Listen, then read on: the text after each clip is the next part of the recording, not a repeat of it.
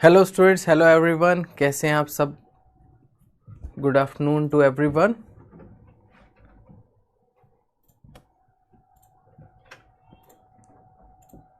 आई hope सभी भले चंगे बढ़िया होंगे।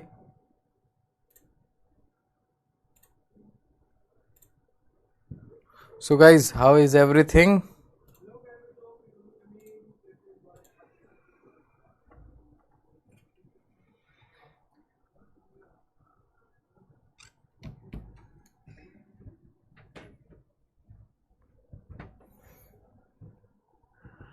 खम्मा घानी, बढ़िया। मुझे उसका मीनिंग तो नहीं पता, but it's a way of greeting.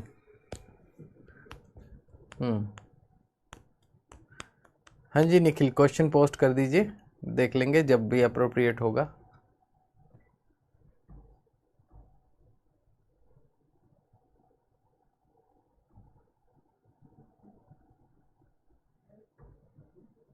तो Nikhil, that is up to your comfort. अगर आप बाकी टाइम पे कॉलेज है या कुछ वजह से लाइव नहीं कर पा रहे हो तो फिर ठीक है, रिकॉर्डेड में इट्स फाइन। ठीक है।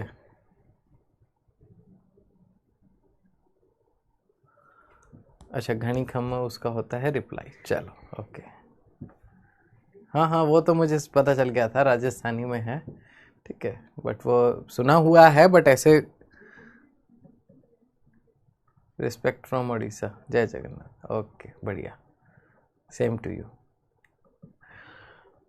हाँ जी गाइस, तो ठीक है, अगर कंफर्ट बनता है तो लाइव में रहिए। अगर कभी ऐसे टाइम कंफर्टेबल नहीं हो पाता है, कभी क्लासेस हैं या कुछ है, तो आप ऑफलाइन भी कर सकते हो। तो मेरे ख्याल से कोई वो आपके कंफर्ट के लिए बहुत बढ़िया चीज़ है। टेस्ट का एनालिसिस देखो, अभी तो ये है कि जो जो टॉपिक चल रहे हैं बस आप टेस्ट दीजिए and try to grab maximum marks. Test में अपने आप ही धीरे धीरे आपकी आदत बन रही है कि जिसके थ्रू आपको मतलब क्या कहते हैं, क्वेश्चन पढ़ना, पेपर में रैंडम क्वेश्चन अटेम्प्ट करना, उसकी हैबिट धीरे धीरे आपकी अपने आप डेवलप हो रही है। ठीक है, तो बस ये टेस्ट स्किप नहीं करना है, बाकी सब बातें अपने आप होती रहेंगी। आप बस जेन्युइनली टेस्ट देते रहिए और जो जो कमी है उसको पॉइंट आउट करते रहिए।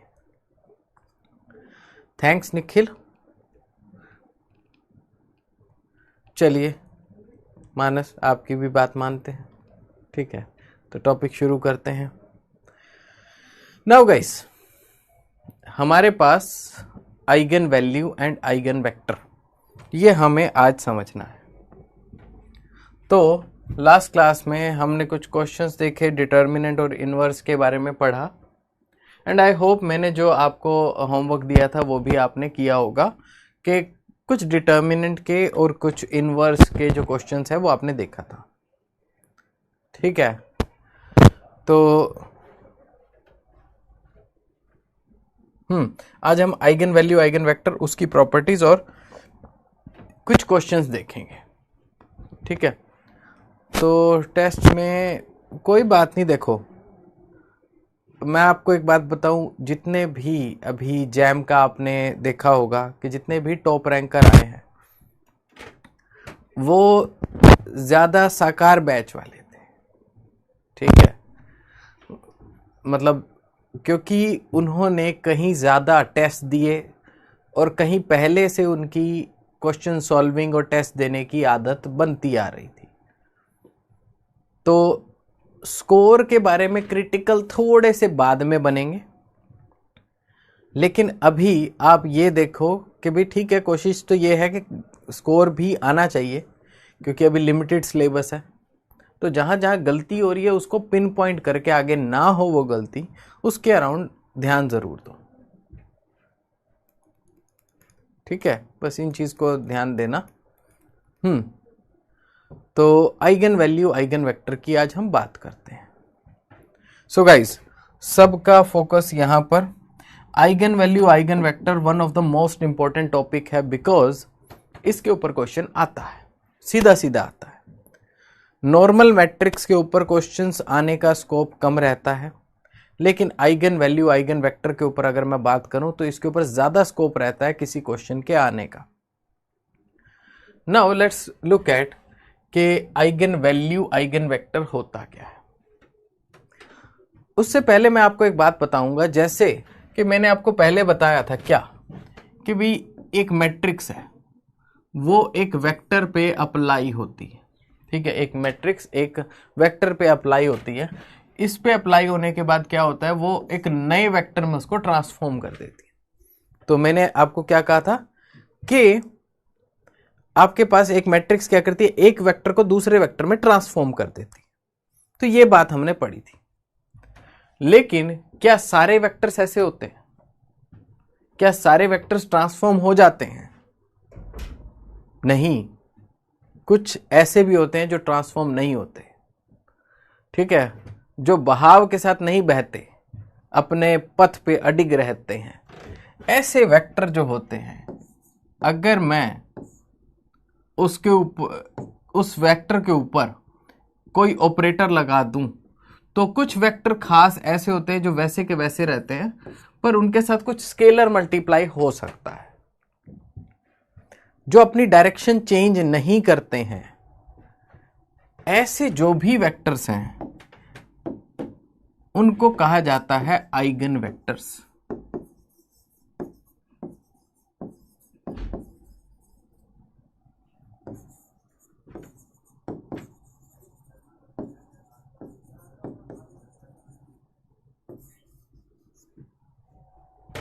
ठीक है।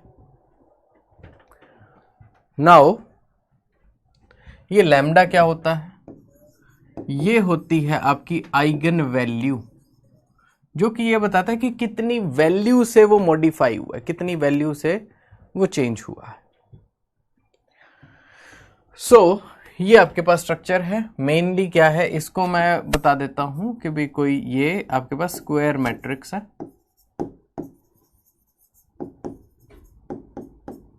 स्क्वायर मैट्रिक्स जो एक वेक्टर को दूसरे वेक्टर में ट्रांसफॉर्म कर देती है, बट कुछ खास वेक्टर ऐसे हैं जो कहीं भी ट्रांसफॉर्म नहीं हो रहे हैं, उनकी डायरेक्शन सेम रहती है। उसको हम क्या बोलते हैं? उनको हम बोलते हैं eigen vector and corresponding to a eigen value. तो सबको ये बात क्लियर है? हाँ जी गाइस, यहां तक सबको बात क्लियर?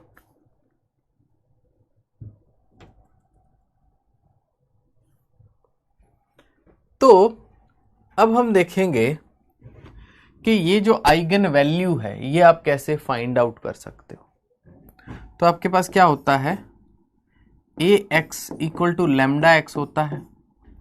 तो आप क्या लिख सकते हो, अभी ये सब क्या है, ये अभी सब का सब मैट्रिक्स फॉर्म में है, अभी डिटर्मिनेंट फॉर्म में नहीं है। तो A x minus lambda x is equal to 0, ये आपके पास होगा। ये अभी मैट्रिक्स में है, ये कॉलम मैट्रिक्स है, ये कॉलम मैट्रिक्स है, ये स्क्वायर मैट्रिक्स है आपके पास। ठीक, नाउ ठीक है, सबको क्लियर? बहुत बढ़िया। हाँ जी, अब क्या है, मैं इसमें से x कॉमन ले सकता हूं और ये है a माइनस लैम्डा।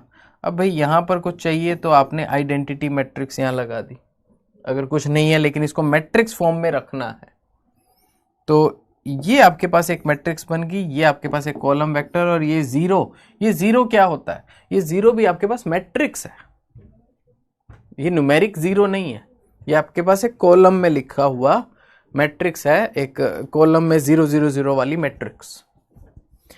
हाँ जी गाइस, अब ये आपके पास ऐसा आ जाता है। अब एक चीज ऐसी है कि जो कि आप बुक्स में रट्टा लगा लेते हो, लेकिन वो आपको उसका रीजन नहीं पता होता। ये क्या है, अभी सारा मैट्रिक्स है। नाउ गाइस, मुझे एक बात बताओ, डिटर्मिनेंट की क्या डेफिनेशन होती है? ठीक है, बिल्कुल नल मैट्रिक्स। डिटर्मिनेंट क्या होता है? डिटर्मिनेंट होता है कि बाय व्हाट फैक्टर एक एरिया एलिमेंट दूसरे स्पेस में मॉडिफाई हुआ है, यही होता है। तो आपके पास एक है एक्स वेक्टर, इसके ऊपर ये अप्लाई हुआ है और आपके पास 0 आ गया। ये तो हमने लास्ट क्लास में भी केस देखा था कि अगर कोई वेक्टर है उसके ऊपर मैट्रिक्स अप्लाई हुई और वो 0 हो गया, 0, तो इसका क्या मतलब हुआ? इसका मतलब ये हुआ, बिल्कुल रॉफ, तो इसका मतलब ये हुआ कि a माइनस लैम्डा आई, ये जो मैट्रिक्स है जो कि इस पे अप्लाई हो रही है, जो इसको 0 कर दे रही है, इसका डिटर्मिनेंट मस्ट बी 0, क्योंकि ये किसी भी वेक्टर को ये जो पर्टिकुलरली आपका आइगन वेक्टर है, इसको ये 0 में कन्वर्ट कर रहा है, इसका एरिया 0 कर दे रहा है, तो इसका डिटर्मिनेंट क्या होना चाहिए? 0 होना चाहिए। लेकिन आप क्या पढ़ते हो? आप पढ़ते हो अच्छा x is an arbitrary vector, तो ये 0 होना चाहिए। भैया ये मैट्रिक्स है, ये डिटर्मिनेंट नहीं है। Matrix determinant are slightly different. लेकिन आप फिर क्या करते हो? This is equal to 0। ये जो चीज है इसको आप बोलते हो कैरेक्टरिस्टिक इक्वेशन।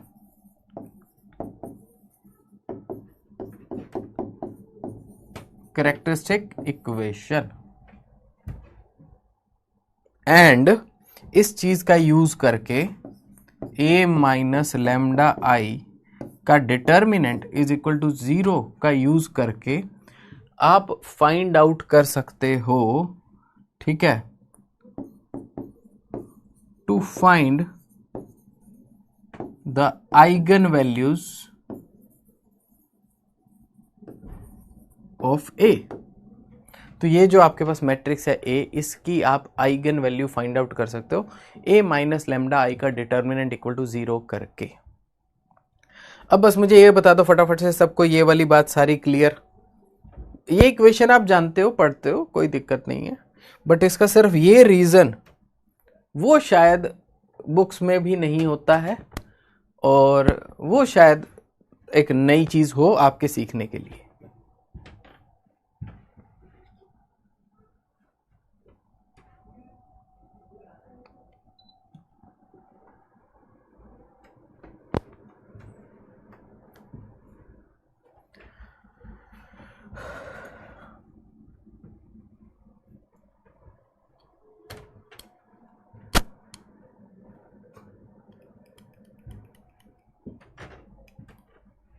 ठीक है, अब चक्कर वही होता है ना, बुक में डिटर्मिनेंट का ही मीनिंग नहीं होता,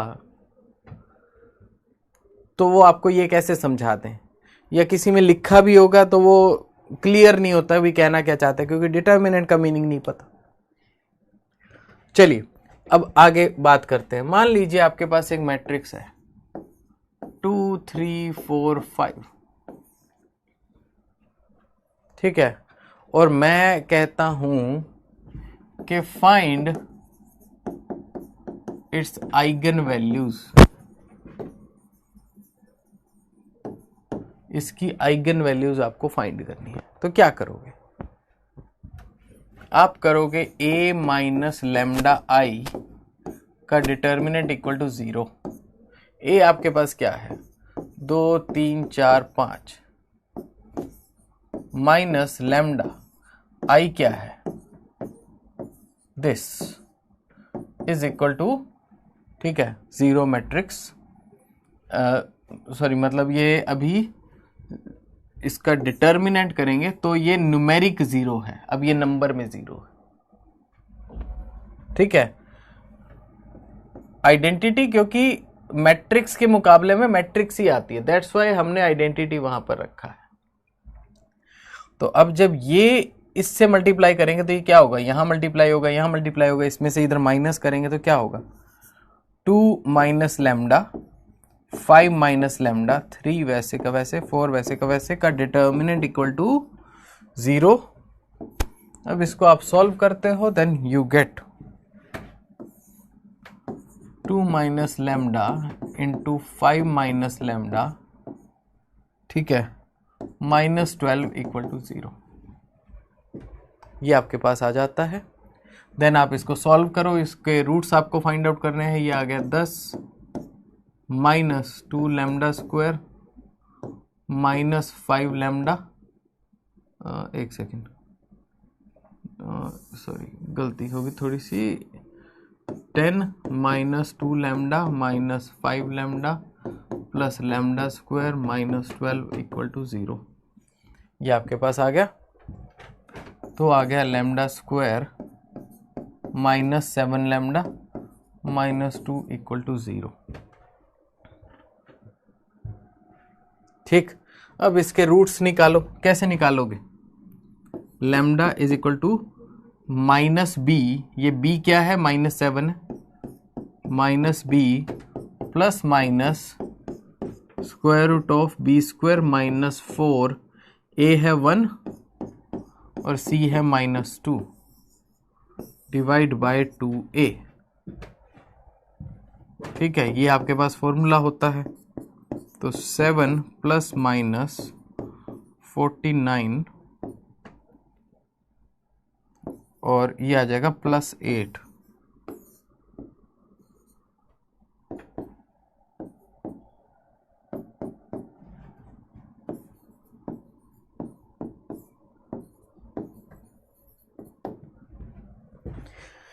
तो ये आपकी आइगन वैल्यूज हैं इस मैट्रिक्स के लिए।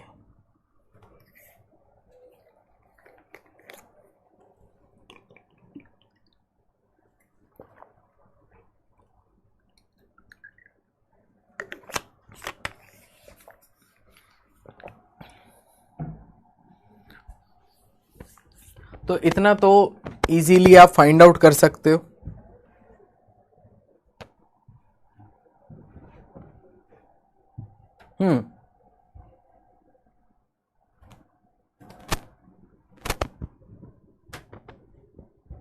टू माइनस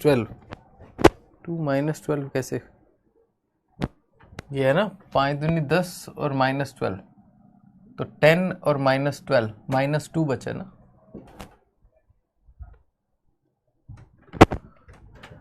ये है लैम्डा स्क्वायर,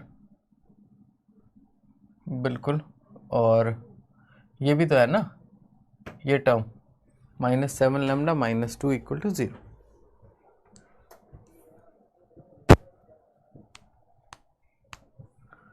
ठीक, तो उसको सॉल्व करके यू गेट दिस। तो ये आपकी आइगन वैल्यूज आ गई है। नाउ ठीक है, तो ये आइगन वैल्यूज है आपकी। अब आइगन वेक्टर्स आप कैसे फाइंड आउट करते हो उसके बारे में अभी हम थोड़ी देर में चर्चा करेंगे, बाद में देखेंगे अभी। ठीक है, कोई बात नहीं। हाँ, नाउ अब ऐसे आप आइगन वैल्यू फाइंड आउट करते हो। अब आइगन वेक्टर की अगर मैं बात करूं वैसे तो देखो, तो वो क्या होगा, मान लो आपके पास ये है 2 3 4 5, तो माइनस आपने पहली वैल्यू रख दी लैम्डा की। ठीक है, लाइक दिस। और आपको पता है कि ये जो मैट्रिक्स है, ठीक है, sorry 2 minus lambda 5 minus lambda, हाँ, तो ये ऐसे वेक्टर पे अप्लाई होने के बाद आपको 0 दे देता है। ठीक है, ये आपको 0 दे देता है। तो अब क्या है, ये आपके पास इक्वेशन बन गई दो। एक हो गया 2 माइनस जो भी लैम्डा 1 की वैल्यू है, यहां पर हमने लैम्डा की वैल्यू निकाली, एक 7 प्लस √57/2, एक 7 माइनस √57/2, दो वैल्यूज है। अब ये आपने लैम्डा 1 की वैल्यू पुट की x और 3y इक्वल टू 0, एक इक्वेशन बन गई। एक 4x और plus 5 minus lambda 1 y equal to 0, ये दूसरी इक्वेशन बन गई। ठीक है, नाउ गाइज आपके पास जो ये लीनियर इक्वेशन है, साइमल्टेनियस लीनियर इक्वेशन, तो उस केस में आपके पास क्या है, अब आप इसमें इसको सॉल्व करके x और y की वैल्यू निकाल सकते हो। ठीक है, you may find values of x and y. तो वो एक्स और वाई जो है वो वैल्यू यहां पे पुट करके आपके पास आपका आइगन वेक्टर आ जाता है। बस इतनी सी बात है, मैथमेटिकल कैलकुलेशन है थोड़ी सी। अब इस पे और एम्फेसिस हम थोड़ा सा बाद में करेंगे, ठीक है। Otherwise this is a simple process. आपने ये इक्वेशन आपके पास बन जाती है, उसमें आपके पास एक्स और वाई की वैल्यू आपको फाइंड आउट करनी होती है। नाउ अब क्या होता है, हम थोड़ी सी बात करेंगे ये कैरेक्टरिस्टिक इक्वेशन के ऊपर। अब ये कैरेक्टरिस्टिक जो इक्वेशन है, इससे रिलेटेड कुछ और भी चीजें हैं जो कई बार एग्जाम में आई हैं, वो मैं आपको बताता हूं। तो ये आपके पास कैरेक्टरिस्टिक इक्वेशन है, a माइनस लेमडा आई का डिटर्मिनेंट इक्वल टू 0। तो सबसे पहली चीज आपके पास क्या है, जिसको हम बोलते हैं केले-हैमिल्टन थ्योरम।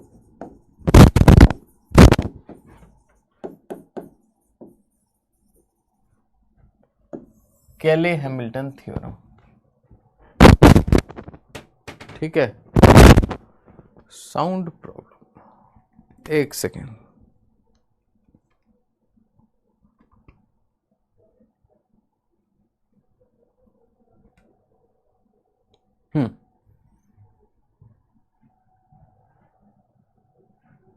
कोई नहीं, अब होपफुली ठीक है, तार को हम टच नहीं करेंगे। लेट्स लुक एट, हाँ जी, केले-हैमिल्टन थ्योरम क्या कहती है? केले-हैमिल्टन थ्योरम कहती है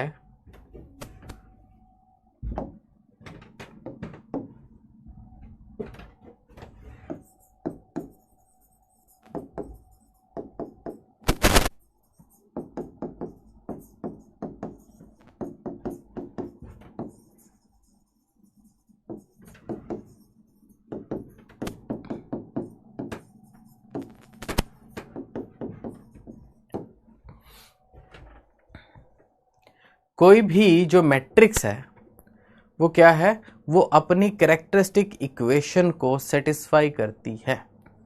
ये होती है आपकी केले-हैमिल्टन थ्योरम।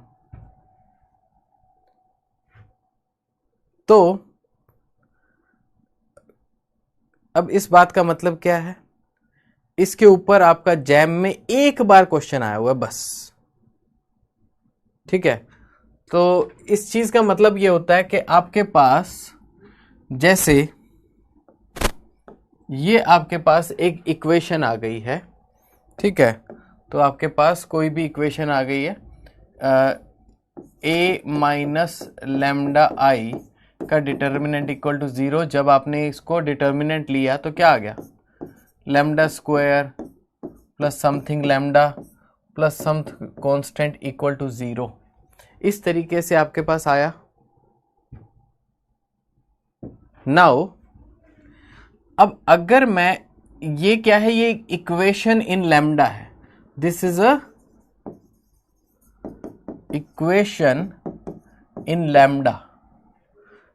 अगर मैं यहां पर कुछ कॉन्स्टेंट्स भी लिख देता हूं, ये a b और c मल्टीप्लाई कर देता हूं, तो ये मान लो ऐसी कोई इक्वेशन है। नाउ अगर मैं इस इक्वेशन में लैम्डा की जगह a लिख दूं, मतलब a का square plus b a plus c, अब यहां पे इसको भी तो मैट्रिक्स बनाना होगा, तो आइडेंटिटी, अब ये भी आपको क्या देगा, ये आपको 0 मैट्रिक्स देगा। तो अब ये सब मैट्रिक्स के फॉर्म में लिख रहा हूं। तो इक्वेशन इन लैम्डा है ये, और ये है आपके पास इक्वेशन इन ए। तो ये जो मैट्रिक्स है A, ठीक है, और ये जो वैल्यू है इसकी आइगन वैल्यू लैम्डा। तो कोई भी जो मैट्रिक्स होती है वो उसी की जो कैरेक्टरिस्टिक इक्वेशन होती है उसको वो सेटिस्फाई करती है, ये कहने की बात है, ठीक है। तो ये है आपकी केले-हैमिल्टन थ्योरम। मतलब अब अगर मैं ये वाला एग्जांपल ले लूं, 2 3 4 5, 2 3 4 5, इसकी कैरेक्टरिस्टिक इक्वेशन क्या आई थी? इसकी कैरेक्टरिस्टिक इक्वेशन वो इसकी आई थी lambda square minus 7 lambda minus 2 equal to 0। Lambda square minus 7 lambda minus 2 equal to 0। तो मैं कह सकता हूं according to Cayley Hamilton theorem, अगर मैं इस लैम्डा की जगह मैट्रिक्स ए रख दूं तो मैट्रिक्स ए का square minus 7 matrix a minus 2 identity equal to 0, ये इक्वेशन भी सेटिस्फाई करेगा। अब ए स्क्वायर का मतलब क्या है कि भाई ये आपके पास ए मैट्रिक्स है, इसका आप स्क्वायर निकाल सकते हो, तो एक मैट्रिक्स आ जाएगी minus 7 times of 2 3 4 5 minus 2 times of 1 1 0 0 और 0 मैट्रिक्स 0 0 0 0 लाइक दिस। तो आप ये मान सकते हो कि ये 7 मल्टीप्लाई होगा सबसे मैट्रिक्स में, ये 2 भी सबसे मल्टीप्लाई होगा। तो आप कह सकते हो इधर का एलिमेंट, इधर का एलिमेंट, इधर का element will be equal to इधर का टॉप एलिमेंट। तो ये आपकी सेटिस्फाई करती है। अब एक काम आपने करके देखना है, ठीक है। अब इसका स्क्वायर लो, ए स्क्वायर क्या बनेगा?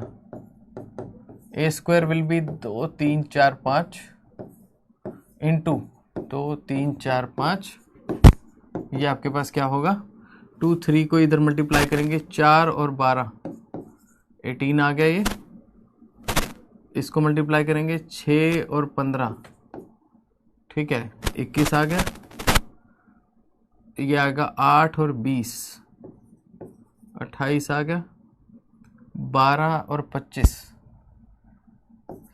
37 आ गया, ये आपके पास स्क्वायर आएगा। तो दिस विल बी 18 21 28 37, ठीक है। तो ये ए स्क्वायर बन रहा है। आप देखोगे 18 माइनस 14 माइनस 4 कितना हुआ? 18 में से 14 और 4 गए तो 0 आपके पास बच जाएगा। इधर देखोगे 21 में से 21 माइनस 7 3 21, सीधा 21 माइनस 21 वो भी 0 आ गया। 28 में से माइनस 28 0 आ गया। 37 में से 35 माइनस 2 माइनस 35 माइनस 2, तो ये आपके पास चारों सेटिस्फाई कर रहे हैं, तो ये मैट्रिक्स आपकी सेटिस्फाई कर रही है। तो इस चीज को बोलते हैं केले हैमिल्टन थ्योरम, ठीक है। A11 is 16, एक सेकेंड क्या हुआ, 2 दूनी 4 4 तिये 12, हाँ ठीक है 16, एक सेकेंड, ठीक है 16,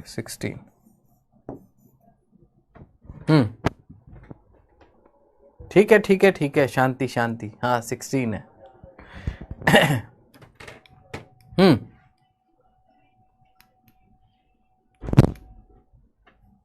सो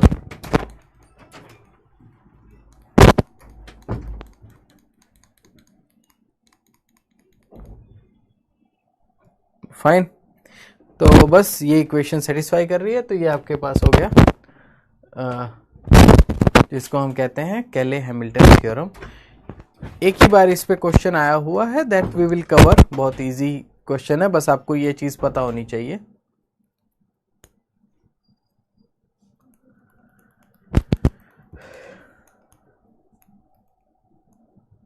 ठीक है गाइज,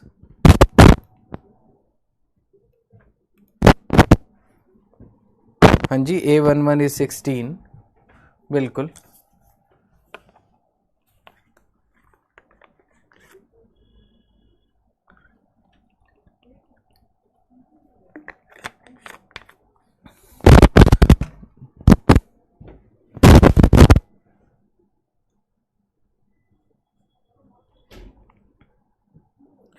कोई बात नहीं, एक बार चेक करते हैं।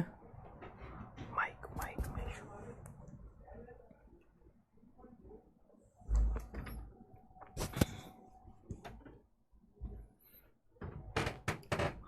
कोई नहीं, माइक का इशू अभी करते हैं सॉर्ट।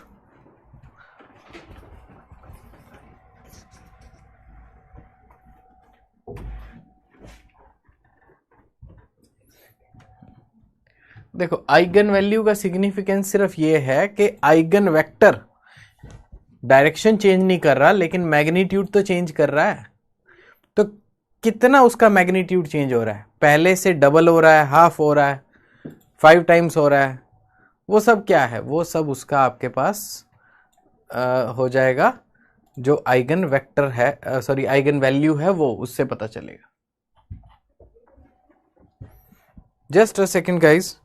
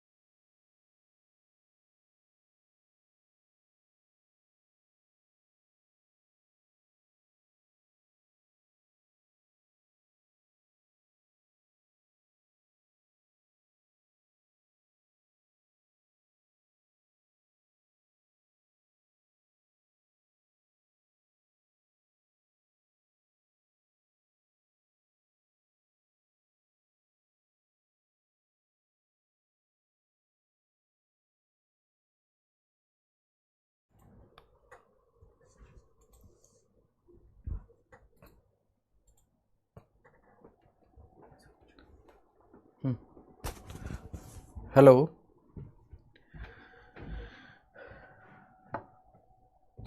हाँ जी स्टूडेंट्स। सो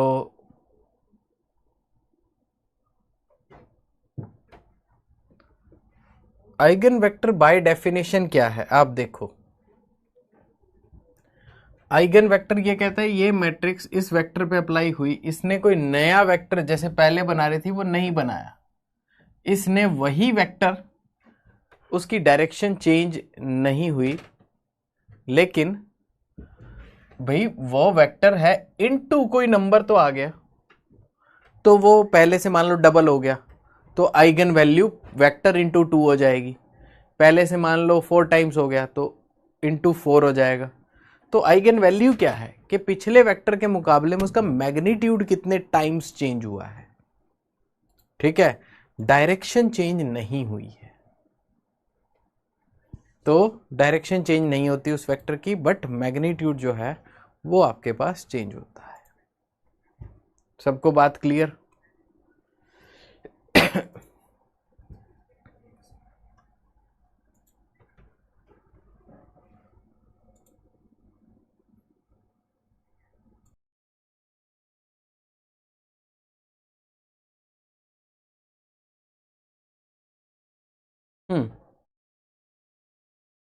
अब हम बात कर रहे हैं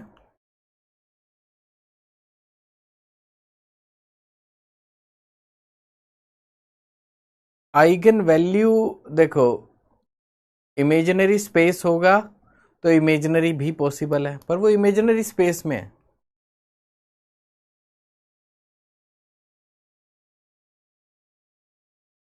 नेगेटिव वैल्यू हो सकती है। नेगेटिव वैल्यू का मतलब क्या है, ये वेक्टर इसको -1 से मल्टीप्लाई करो तो क्या हो जाएगा, ये हो जाएगा।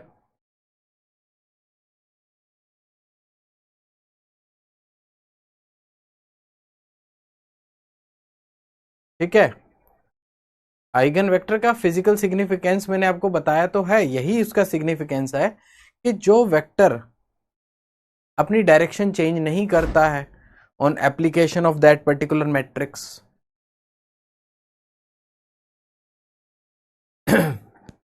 अब गाइस देखो, एक बात मैं बोलता हूं, वो आप बताना ठीक है कि नहीं है। ठीक है, every vector is eigen vector of identity matrix. Direction कहां चेंज हुई, डायरेक्शन तो यही वाली है ना, पूरी लाइन।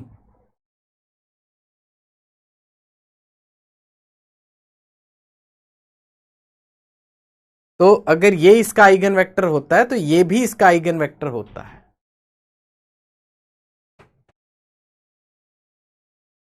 तो डायरेक्शन का एक मतलब होता है कि भी उस लाइन के अबाउट। अभी धीरे धीरे कुछ चीजें आएंगी। ठीक है, तो ये इस लाइन के अबाउट जो भी वेक्टर होगा वो उसका आइगन वेक्टर होगा, भले वो इतना ले लो, इतना, मतलब जो भी मर्जी उसकी लेंथ ले लो। कोई भी वेक्टर, एक पर्टिकुलर डायरेक्शन होती है, उस डायरेक्शन के अबाउट कोई भी आइगन वेक्टर ले लो, वो उसका मतलब कोई भी वेक्टर ले लो वो उसका आइगन वेक्टर होता है। तो इसलिए नेगेटिव करने से भी मतलब उससे कोई नुकसान नहीं है, वो उसका आइगन वेक्टर ही रहता है, वो उसी डायरेक्शन में रहता है। हाँ जी गाइस, तो मैंने क्या बोला, आइडेंटिटी मैट्रिक्स। आपके पास आइडेंटिटी मैट्रिक्स है, इसको किसी भी वेक्टर से मल्टीप्लाई कर दो तो क्या आ जाता है, वही वेक्टर वापिस आ जाता है with eigen value 1, with eigen value 1। तो हर वेक्टर आपका आइडेंटिटी मैट्रिक्स का आइगन वेक्टर है। एंड पेपर में भी, मतलब कभी आ जाए आइगन वेक्टर फाइंड आउट करना भी, एक मैट्रिक्स पेपर में आपको दिया हुआ है, अभी उसका एग्जांपल मैं दूंगा। अभी कई चीजें आइगन वेक्टर को अभी हमने टच नहीं किया है, पर वो उसकी चीजें अभी आएंगी क्योंकि आइगन वैल्यू भी अभी बाकी है। मान लो पेपर में भी आपके पास एक मैट्रिक्स आ जाए और आपसे पूछ ले कि इसके आइगन वेक्टर फाइंड आउट करो, तो भैया आइगन वेक्टर फाइंड आउट करने नहीं है कभी भी।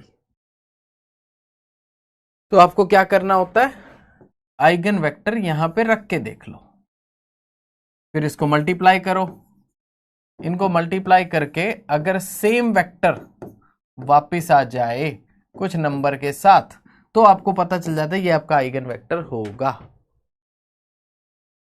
तो यही जिससे हम आइगन वेक्टर फाइंड आउट करते हैं, यही टेक्निक यूज की जाती है आइगन वेक्टर फाइंड आउट करने के लिए पेपर में।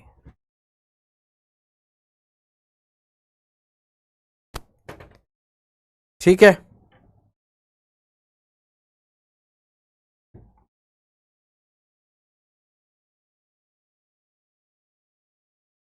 हाँ बस एक स्केलर हो सकता है, वो उसके अप्लाई होने के बाद उसकी डायरेक्शन चेंज नहीं हुई लेकिन वो पहले से डबल हो गया, तो वो क्या है, 2 उसकी आइगन वैल्यू आ जाएगी। तो इस तरीके से जो आपकी आइगन वैल्यू होती है वो सिर्फ ये बताती है कि वो वेक्टर कितना लंबा चौड़ा हो गया है, चौड़ा तो नहीं बट इतना लंबाई में। ठीक, नाउ तो ये चीज अभी आइगन वेक्टर की हम अभी और थोड़ा सा क्वेश्चन में जैसे जब हम जाएंगे तब हम उसके अंदर इसको और ज्यादा अच्छे तरीके से देखेंगे। लेकिन अब क्या है, अब मैं पहले आपको इसके आइगन वैल्यूज के बारे में मैं कुछ और चीजें आपको अभी बता रहा हूं।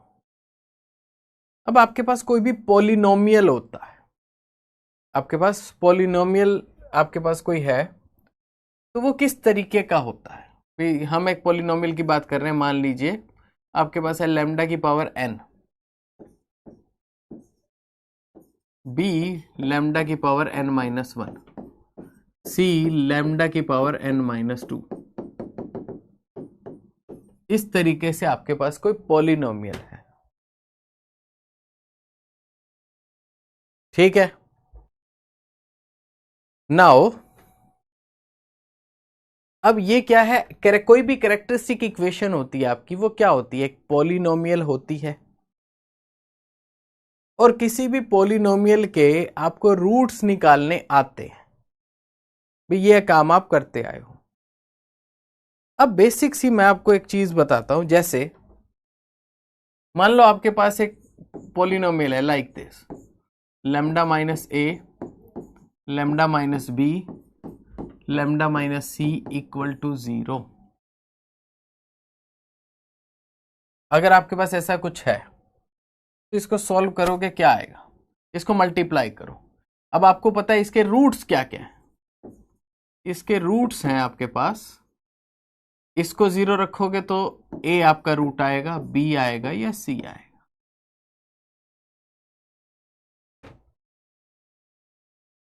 ठीक है,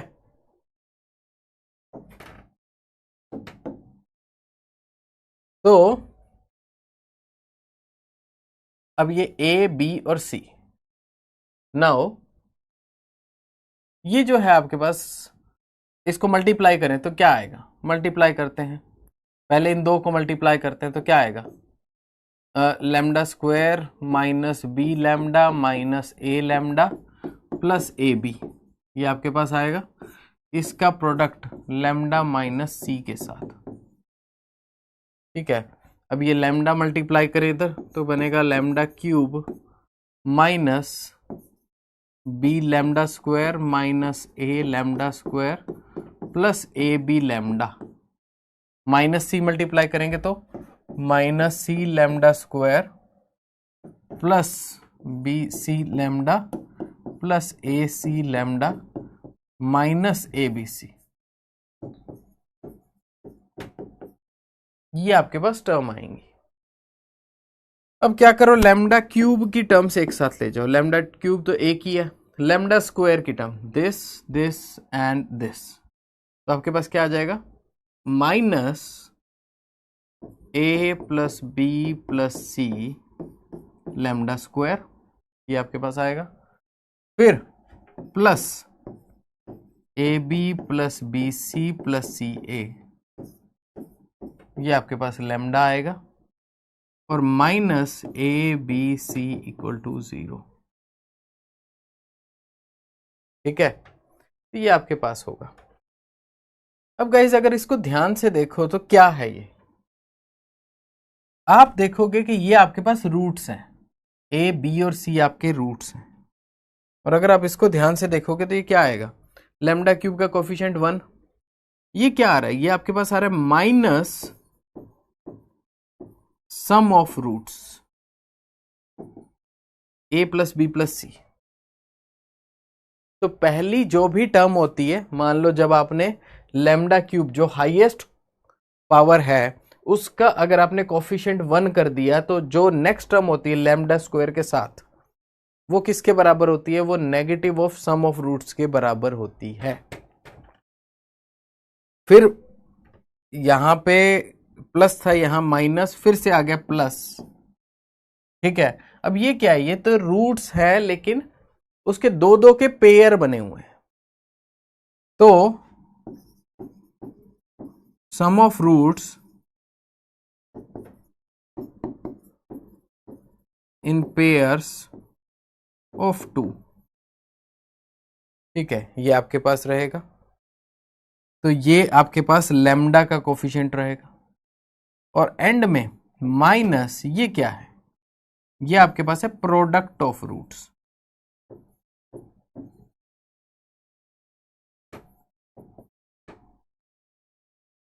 सो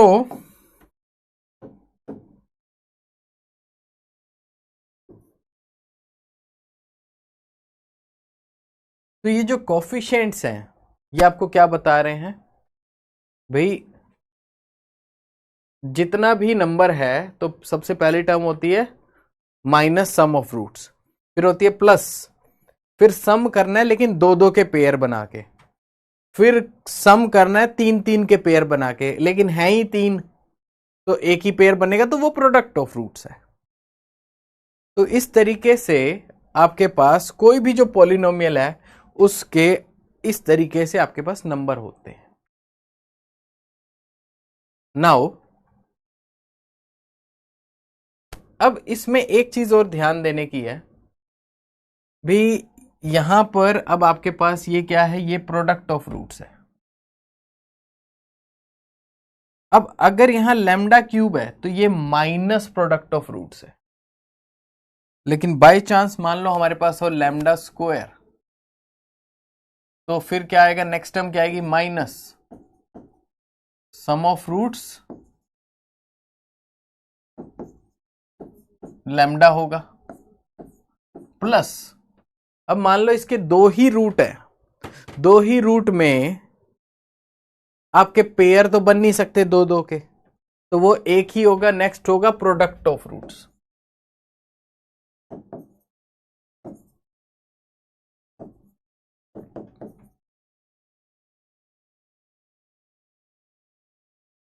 ठीक है, ये होगा product of roots.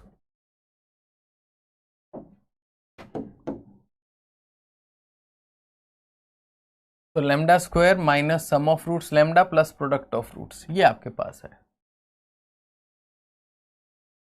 Now guys अब इस चीज पे ध्यान दो, देखो जब यहां पर स्क्वायर था तो यहां पे प्लस प्रोडक्ट ऑफ रूट्स आया, जब यहां पे क्यूब था तो यहां माइनस प्रोडक्ट ऑफ रूट्स आया, ये जो कोफिशिएंट था।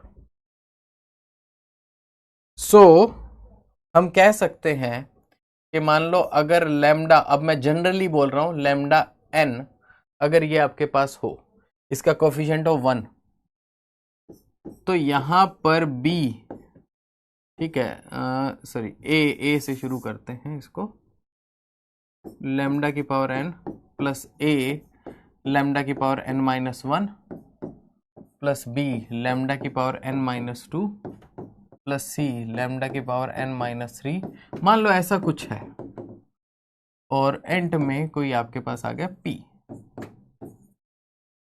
ठीक है, लाइक दिस। तो ये ए किसके बराबर होगा, ये माइनस सम ऑफ रूट्स के बराबर होगा।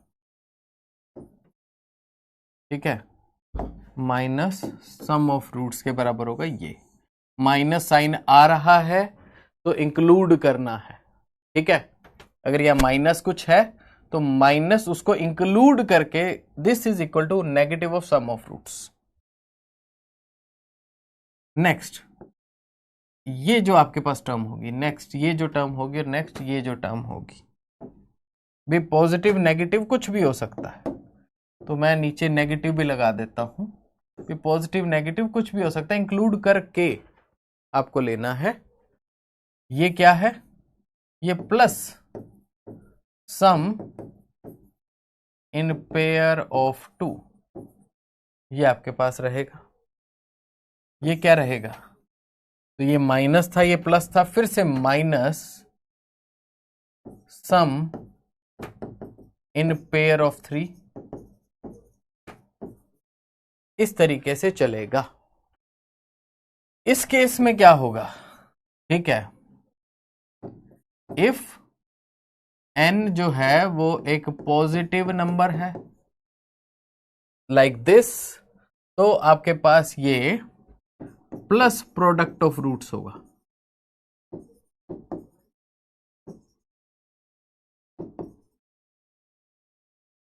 एंड इफ n आपके पास एक नेगेटिव नंबर है तो ये आपके पास माइनस प्रोडक्ट ऑफ रूट्स होगा।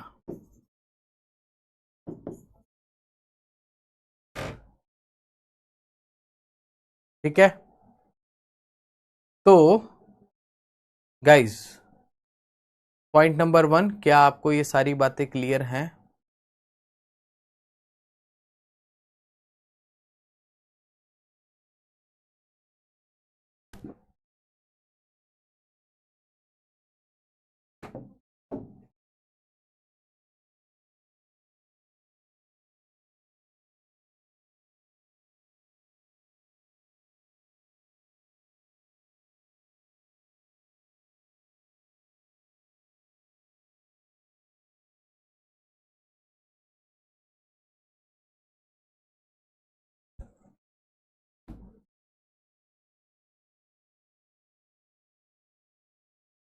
हाँ जी, एन की वैल्यू प्लस है मतलब इवन है।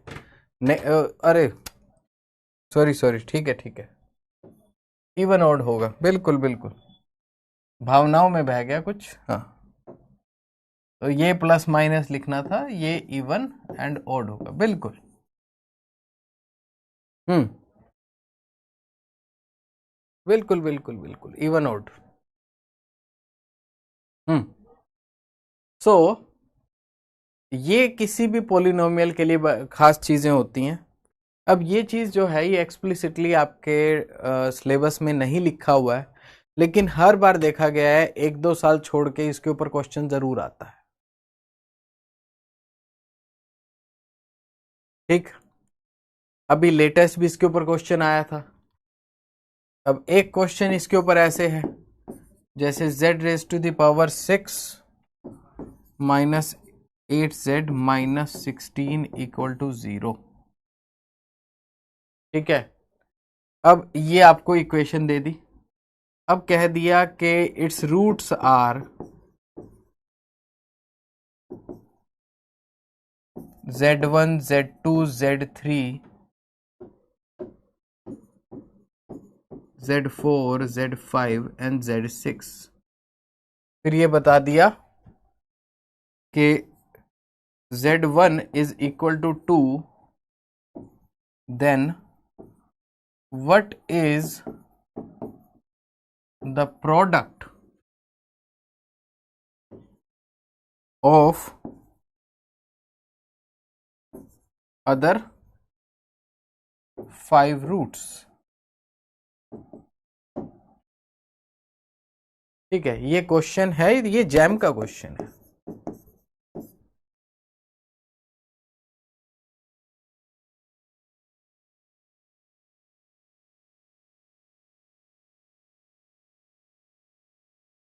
मैं लेटेस्ट वाला पेपर देखता हूं, अगर मुझे मिल जाता है तो लेटेस्ट वाला क्वेश्चन भी करा देंगे अभी आपको।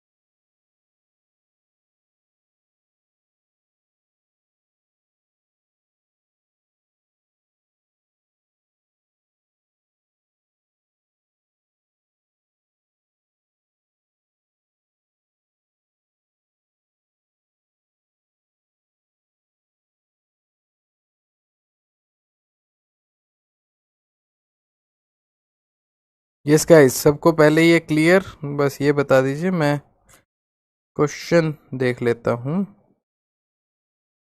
हाँ, ठीक है, बिल्कुल। तो सबका प्रोडक्ट किसके इक्वल है? क्योंकि ये इवन है, दैट्स वाई ये प्रोडक्ट -16 के इक्वल होगा। ठीक है, plus product is equal to -16। और जब एक नंबर 2 है तो बाकी z1 z2 या z2 z3 up to z6, तो वो -16 है, तो आपके पास -8, ये आंसर आ जाता है। ठीक, तो इसमें बस प्लस माइनस साइन का ध्यान बहुत रखना। तो मैंने क्या कहा है कि एक तो ये साइन के साथ उठाना है और उसको किसके इक्वल रखना है, माइनस सम प्लस माइनस, इस तरीके से। और प्रोडक्ट में एंड टर्म क्या होगा वो इस पे डिपेंड करेगा कि वो प्लस लेना है कि माइनस लेना है। That's it. अब बिल्कुल ये अभी जो 2024 में आया है वो क्वेश्चन हम डिस्कस कर लेते हैं। इसका भी आपके पास इक्वेशन दी हुई है, F Z is equal to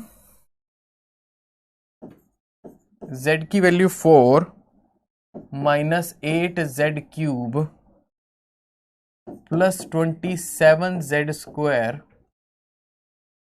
-38z plus 26। और फिर कहा हुआ है आपको कि भाई Z1 Z2 Z3 Z4 इसके रूट्स हैं, तब आपको फाइंड आउट करना है what is Z1 plus Z2 plus Z3 plus Z4 divide by Z1 into Z2 into Z3 into Z4। ये आपको फाइंड आउट करना है। बताओ, ये जैम 2024 का अभी का क्वेश्चन है, बिल्कुल लेटेस्ट।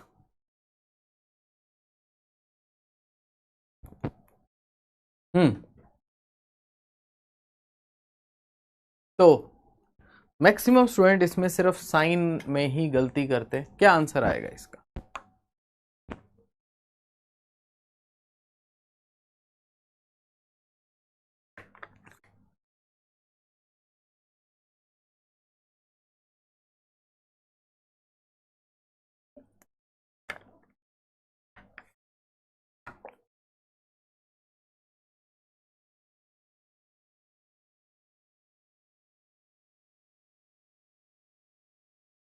क्या आंसर आएगा गाइस इसका?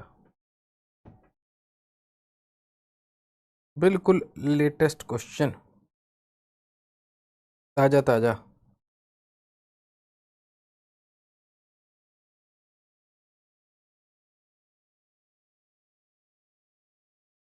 बस बहुत बढ़िया। तो माइनस सम किसके बराबर होगा? सिंबल के साथ उठाओ, -8, तो सम इक्वल टू 8 आ गया। और जो ये इवन है तो प्लस प्रोडक्ट किसके बराबर होगा? प्लस 26 के। तो 8/26, ठीक है, तो 4/13 बस।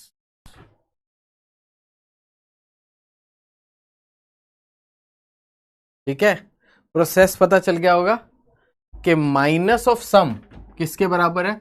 यहां पर सिंबल के साथ उठाओ, कंफ्यूजन नहीं होगी, गलती नहीं होगी अगर यही प्रोटोकॉल फॉलो करोगे तो। अदरवाइज प्लस माइनस में बच्चे बहुत गलती कर जाते हैं।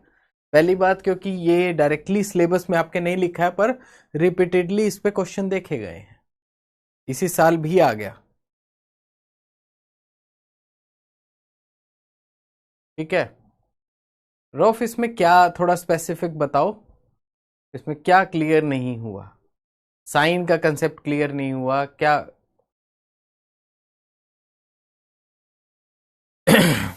तो क्या मैंने एक एनालॉजी ली सबसे पहले भी, अगर आपके पास ए बी और सी रूट है, उस इक्वेशन को आप कैसे लिख सकते हो? उस इक्वेशन को आप ऐसे लिख सकते हो। तो अगर आपने ये मल्टीप्लाई किया तो ये आपके पास आ गया। नाउ इसको मल्टीप्लाई करके ये हमारे पास स्ट्रक्चर आती है। तो हमें पता चला कि यहां जो भी नंबर लिखा होता है वो सम ऑफ रूट्स होते हैं, लेकिन साथ में एक माइनस साइन भी होता है। तो यहां जो भी नंबर लिखा होगा वो माइनस सम ऑफ रूट्स के बराबर होगा। ठीक है, तो यहां जो भी नंबर होगा वो माइनस सम ऑफ रूट्स के बराबर होगा। यहां जो नंबर होगा वो plus sum of roots in pair of 2 के बराबर होगा। ऐसे ऐसे करके ये आ रहा है माइनस प्रोडक्ट ऑफ रूट्स के बराबर।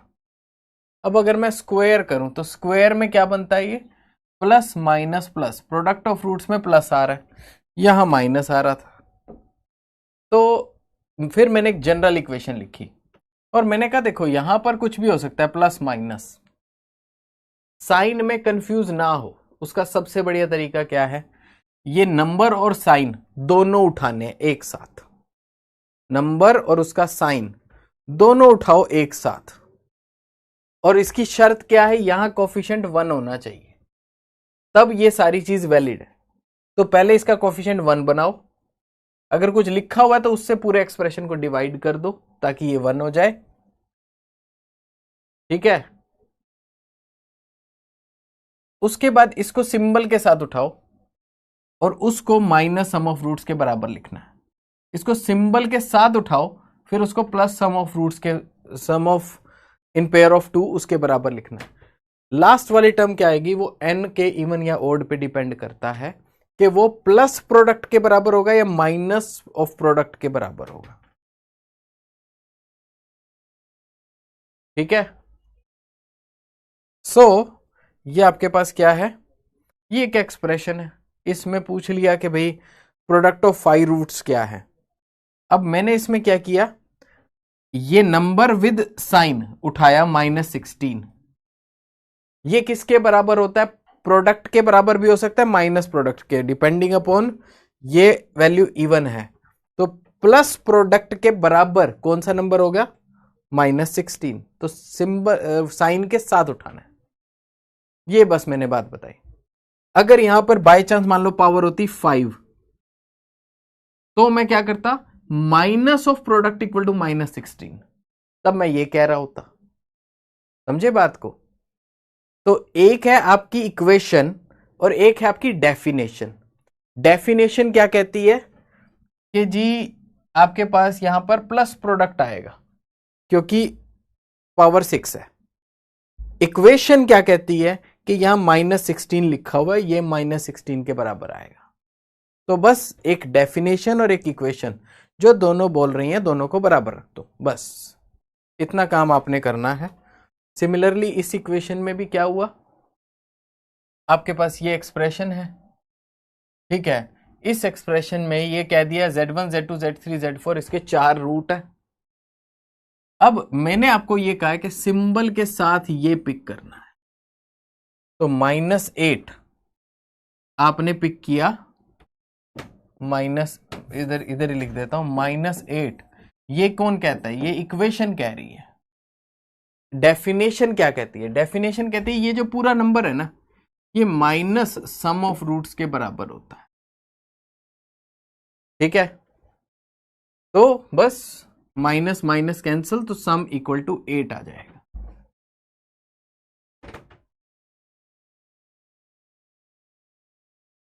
ठीक है, तो डेफिनेशन को अलग लेकर चलो, जो नंबर लिखा है उसको अलग लेकर चलो, नहीं तो सिंबल में परेशान हो जाओगे। ठीक है, हो सकता है विद एक्सपीरियंस इसको याद करने का अच्छा तरीका आपके माइंड में आ जाए, या फिर समझ आ जाए कि ओके, तो माइनस के अलावा जो नंबर है वो आपको सम के तौर पे लेना है। ठीक है, वो आप धीरे धीरे शॉर्टकट पे आ जाओगे, लेकिन एक बार ऐसे सोचो तो फुल प्रूफ तरीका रहेगा, गलती नहीं होगी। ठीक है, तो बस इनके रेशियो ले लिए। भाई आसान क्वेश्चन तब होता है ना सौरभ, जब आता हो। अब सोचो ये मेथड आपने कौन सा 7th या 8th क्लास में पढ़ा हुआ है, ठीक है, या ज्यादा ज्यादा 8th 9th क्लास में होगा, तब के मैथ में ये आपने पढ़ा है। तो अब खुद सोचो उसके ऊपर क्वेश्चन आ सकता है, क्योंकि चक्कर ये होता है कि वो चीज याद नहीं होती, प्लस आपके सिलेबस में है, तो मैक्सिमम बच्चे करके भी नहीं जाते, तो नहीं होता बच्चों को पता कि भाई इसको कैसे फाइंड आउट करना है। वो क्या करने लगेंगे, वो करेंगे भी पहले इसके रूट फाइंड आउट करने लगेंगे, उस तरीके से होगा ही नहीं। बैठे रहो करते रहो रूट फाइंड, इसके रूट फाइंड कर ही नहीं पाओगे।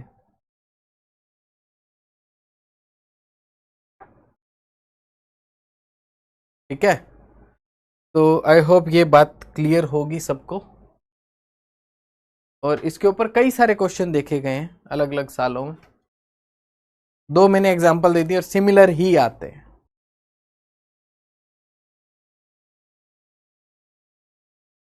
और आपको भी पता चल गया कि अगर ये इक्वेशन है उसके रूट्स आपकी आइगन वैल्यूज हैं, तो ये क्या है, ये सम ऑफ आइगन वैल्यूज है, ये प्रोडक्ट ऑफ आइगन वैल्यूज हैं। क्या समझे, अगर इसको मैट्रिक्स की टर्म में समझना हो, आपको आइगन वैल्यू आइगन वेक्टर की टर्म में समझना हो, तो ये क्या होगा, minus sum of eigen values के बराबर होगा ये, और ये प्रोडक्ट ऑफ आइगन वैल्यूज के बराबर होगा। कल को कहीं ऐसा कुछ लिख भी दिया जाए आइगन वैल्यू के टर्म में, तो वो कोई नई चीज थोड़ा आ जाएगी, है तो वही पॉलिनोमियल ही, तो अपने पॉलिनोमियल के रूट ही निकालने हैं, वही चीज है। ठीक है, भी कल को मान लो एक मैट्रिक्स उन्होंने लिख दी, मैट्रिक्स की ये बता दिया ये कैरेक्टरिस्टिक इक्वेशन है, फिर उन्होंने लिख दिया कि the characteristic equation of a matrix is this, ठीक है, one of its eigen value is this, find the sum of another eigen values. अब तुम परेशान हो गए तो वो कुछ क्वेश्चन चेंज थोड़ा हो जाएगा, तो वो वही रहेगा। बस ये क्वेश्चन आई होप अब आप कर पाओगे।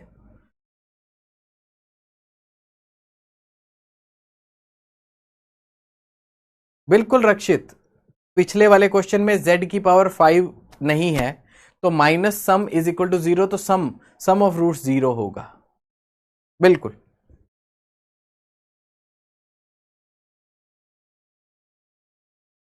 तो चलिए अब देखते हैं प्रॉपर्टीज के आइगन वैल्यू आइगन वेक्टर की आपके पास क्या क्या प्रॉपर्टीज होती हैं। तो जैसे हमने पीछे डिटर्मिनेंट की प्रॉपर्टीज पढ़ी थी, वैसे अभी हम आइगन वैल्यूज की प्रॉपर्टीज पढ़ रहे हैं। और बहुत सारे क्वेश्चन आप प्रॉपर्टी से ही जल्दी सॉल्व कर सकते हैं। रूट को आइगन वैल्यू बोल सकते हैं क्या? देखो, कैरेक्टरिस्टिक इक्वेशन के रूट ही तो आइगन वैल्यू होते हैं अक्षय। तो पॉलिनोमियल की बात अलग है, पॉलिनोमियल लाखों हो सकते हैं, लेकिन जब आप एक मैट्रिक्स से a माइनस लेमडा आई का डिटर्मिनेंट इक्वल टू 0 जब ये लिख के उसकी कैरेक्टरिस्टिक इक्वेशन बनाते हो किसी भी मैट्रिक्स की, तो मैट्रिक्स की जो कैरेक्टरिस्टिक इक्वेशन है उसके रूट्स ही तो आइगन वैल्यू होते हैं। समझे बात को? तो ये मैं स्पेसिफिक बात कर रहा हूं कैरेक्टरिस्टिक इक्वेशन की, जो अपने आप में भी एक पॉलिनोमियल है। और ये जो मैंने बताया वो मैंने पॉलिनोमियल को जनरली बताया थोड़ा सा। अगर वो कैरेक्टरिस्टिक इक्वेशन है तो यस, हम कह सकते हैं कि उसके रूट ही आइगन वैल्यू होंगे। आई होप सबको बात क्लियर होनी चाहिए।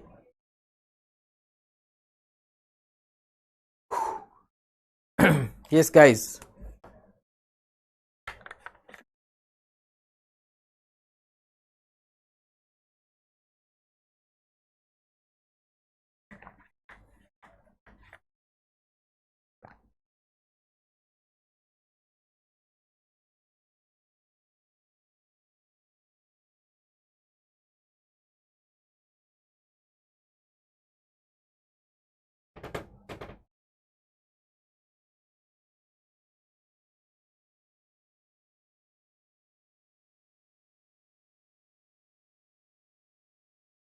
हाँ जी।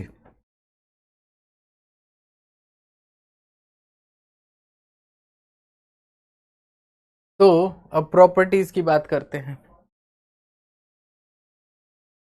ए एंड ए ट्रांसपोज, अगर किसी मैट्रिक्स का ट्रांसपोज ले ले, देन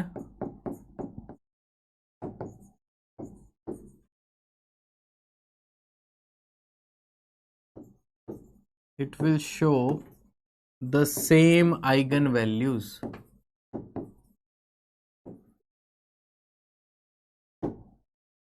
तो भी उसकी आइगन वैल्यूज सेम रहेंगी। Next,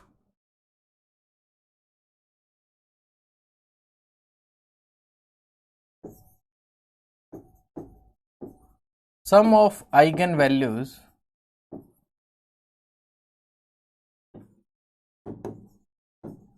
will be equal to the trace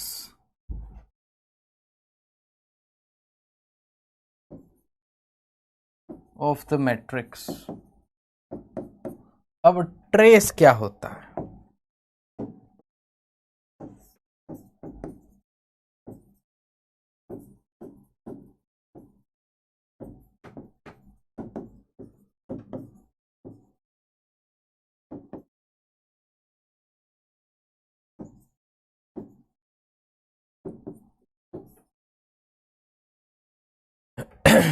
trace होता है आपका सम ऑफ प्रिंसिपल डायगोनल एलिमेंट्स।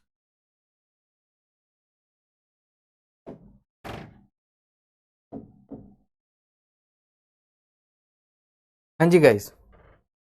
तो आपके पास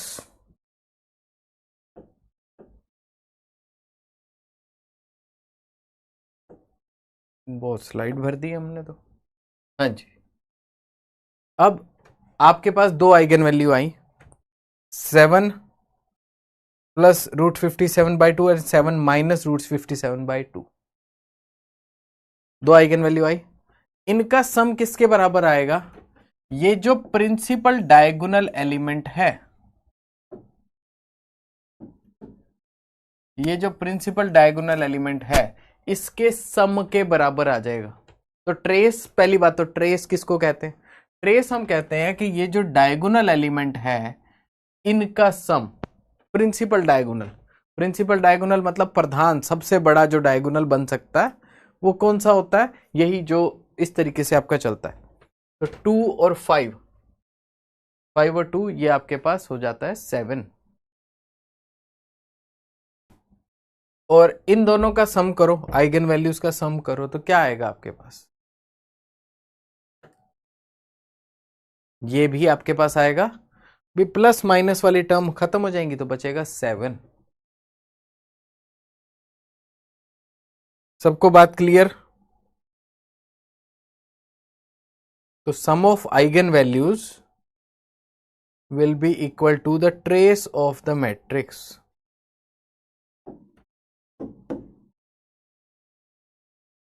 ठीक है, next third point,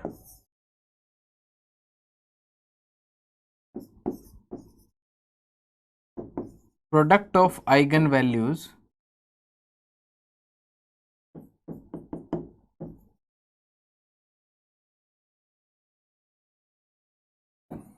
will be equal to the determinant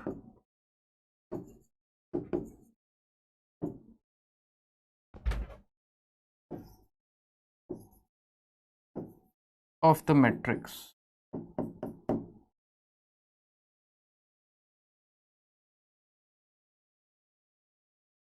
ठीक है, प्रोडक्ट ऑफ आइगन वैल्यूज क्या होता है आपका? डिटर्मिनेंट के बराबर होता है।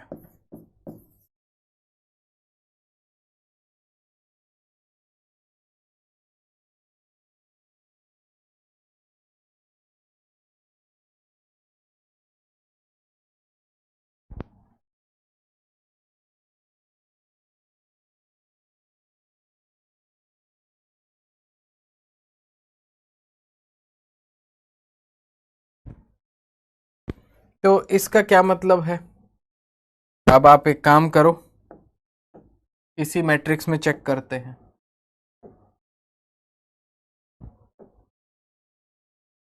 हम्म इसका डिटर्मिनेंट क्या है? इसका डिटर्मिनेंट आपका है 10 माइनस 12 -2,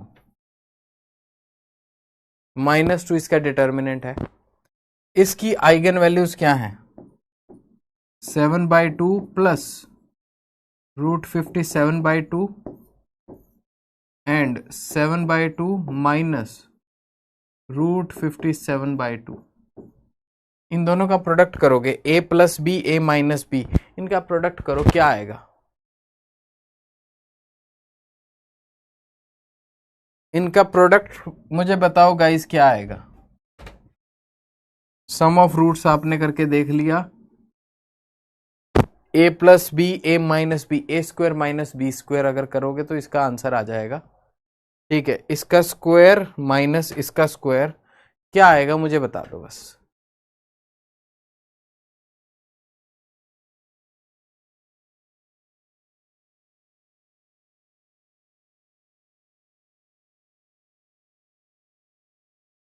दो आइगन वेक्टर का सम करने पर कुछ भी मिल सकता है, वो कोई आइगन वेक्टर हो जरूरी नहीं है। तो ये भी -2 आएगा। तो एक तरफ आपने डिटर्मिनेंट फाइंड आउट किया और एक तरफ आपने जो आपकी आइगन वैल्यूज थी उनका प्रोडक्ट कर दिया। बहुत बढ़िया। तो ये आपके पास ये प्रॉपर्टी आ गई। अब इन दोनों प्रॉपर्टी पे जैम में कई बार क्वेश्चन आए, ठीक, तो उसको अभी हम डिस्कस कर लेंगे। इसके क्वेश्चन भी डिस्कस कर लेंगे। नाउ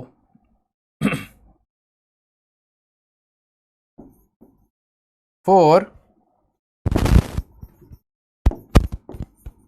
अपर ट्रायंगुलर,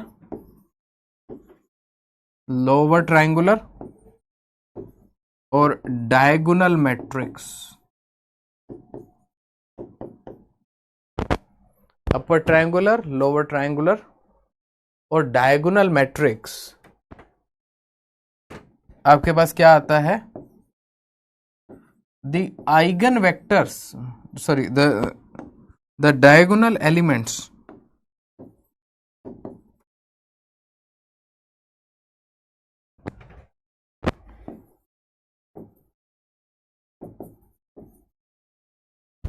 तो diagonal elements are the eigen values.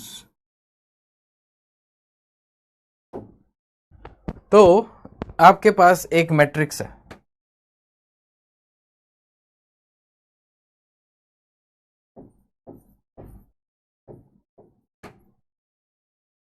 ठीक है?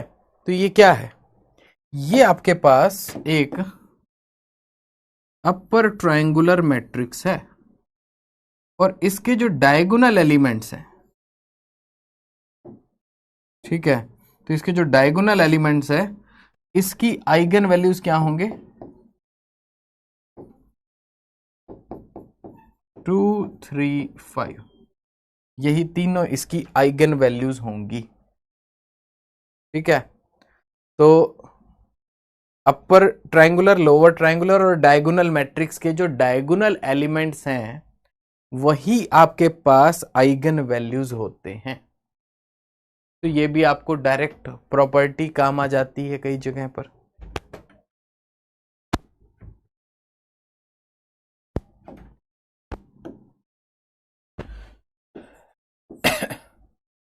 मान लो अब आपके पास,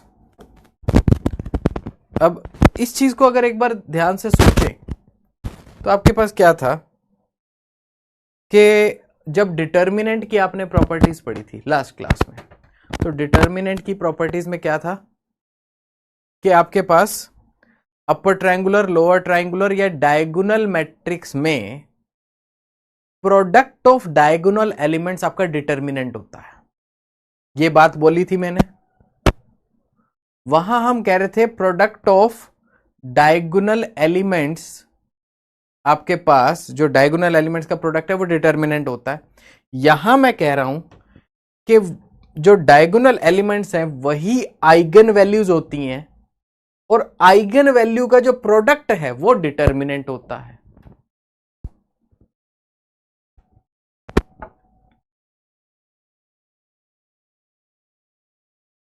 हाँ जी गाइस, तो बात सबको क्लियर हुई?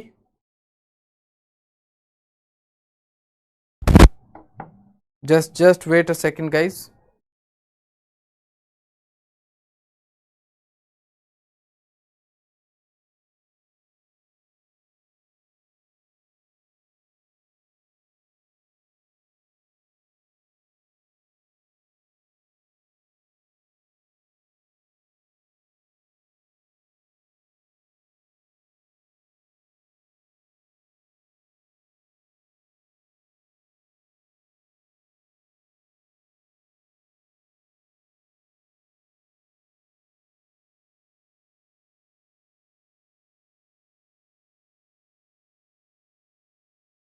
हाँ जी गाइस, तो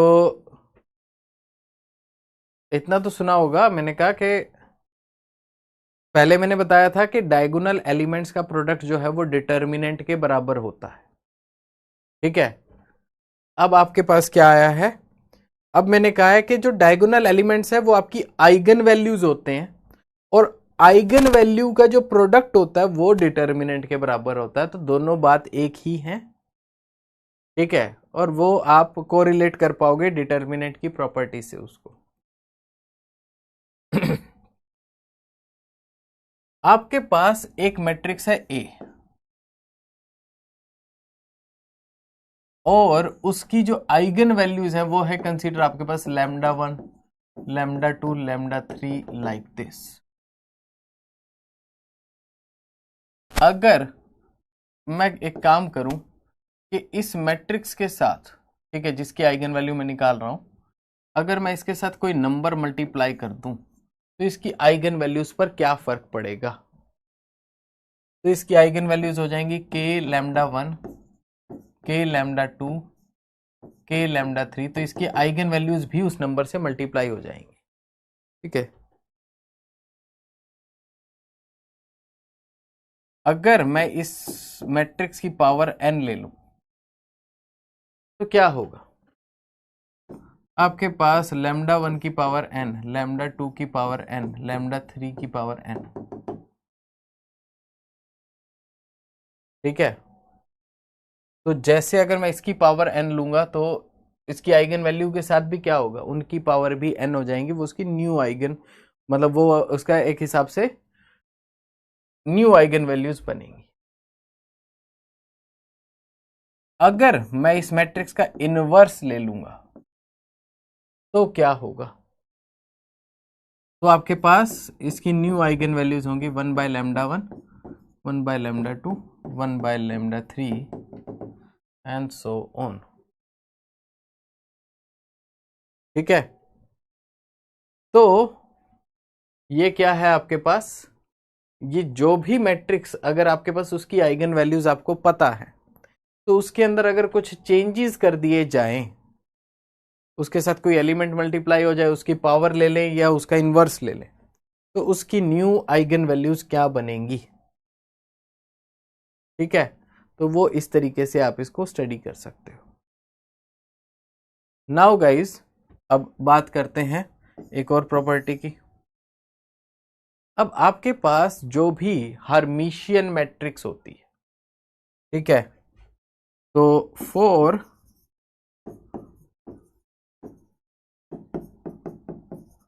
हर्मिशियन मैट्रिक्स, तो हर्मिशियन मैट्रिक्स के अंदर आपके पास सिमेट्रिक मैट्रिक्स ऑटोमेटिकली बीच में आ जाती है, ठीक है। तो for Hermitian matrix the eigen values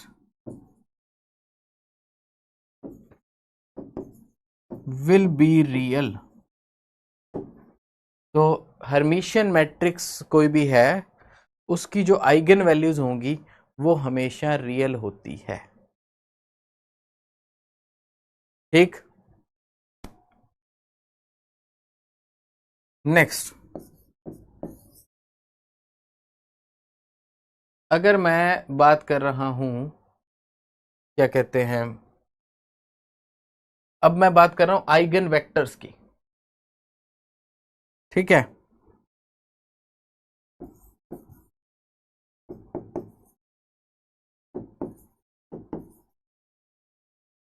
for individual eigen values there are linearly independent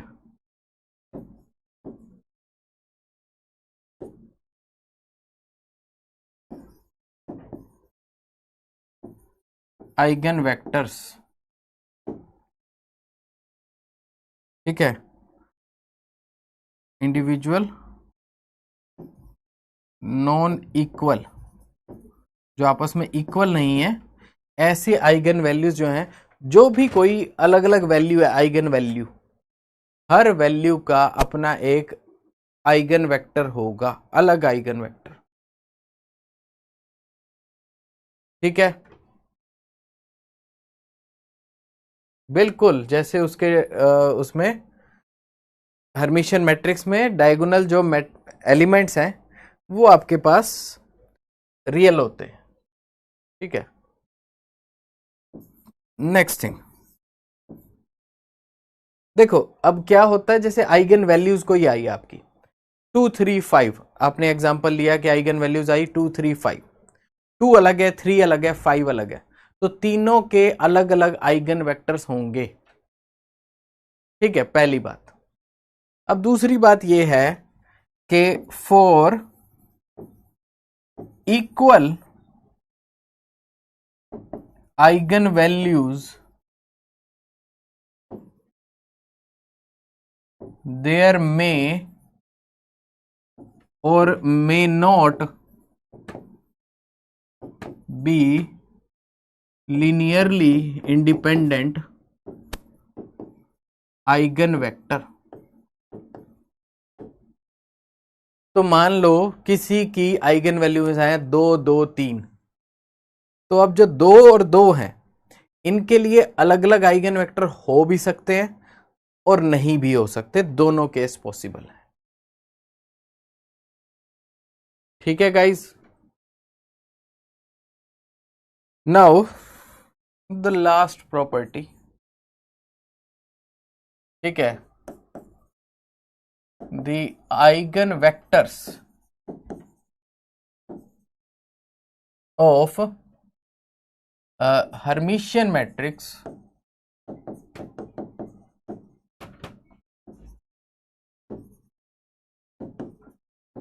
अब इसके अंदर सिमेट्रिक भी आ जाता है। ठीक है, तो सिमेट्रिक भी इसके अंदर है, are orthogonal to each other.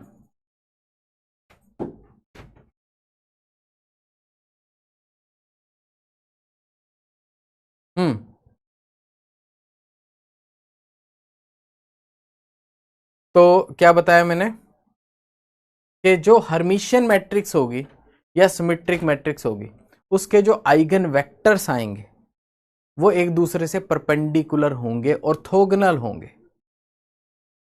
वैसे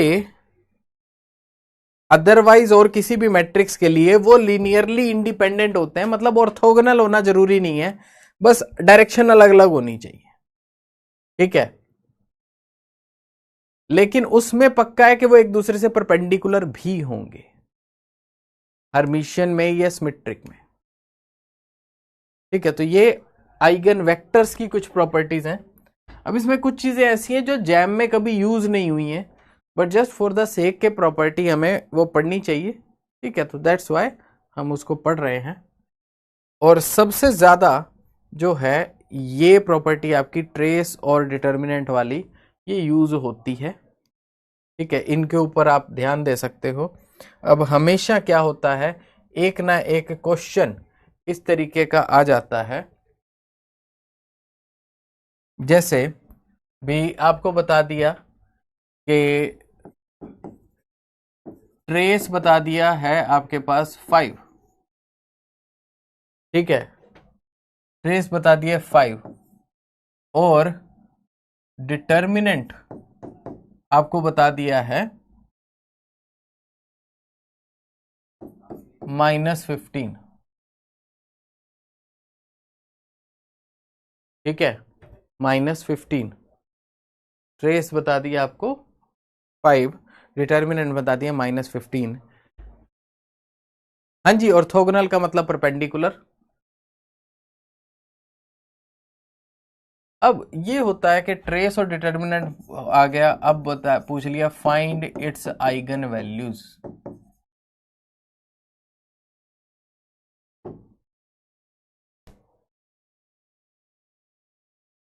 इसकी आइगन वैल्यूज क्या होंगी?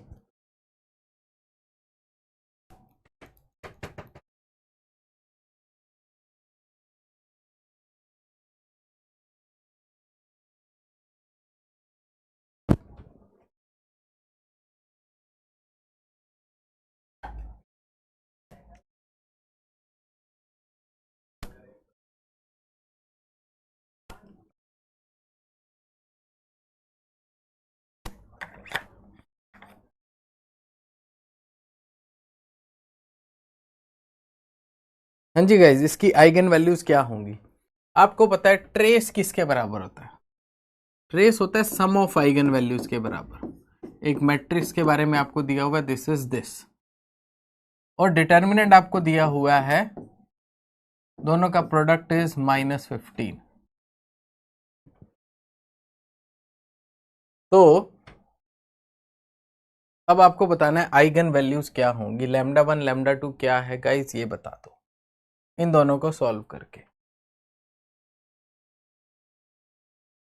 एक इक्वेशन से लैम्डा 1 की वैल्यू निकालो, उसको दूसरे में पुट कर दो, ऐसा कर सकते हो। बाकी अगर आप ज्यादा स्मार्ट हो तो आपको पता है लैम्डा स्क्वायर माइनस सम कितना है 5 प्लस प्रोडक्ट कितना है -15 इक्वल टू 0, इसके रूट्स निकाल लो। ठीक है, तो इसके रूट्स निकाल लो। तो lambda square -5 lambda -15 equal to 0, इसके रूट्स जो हैं वो इसका सोल्यूशन होगा, दैट्स इट।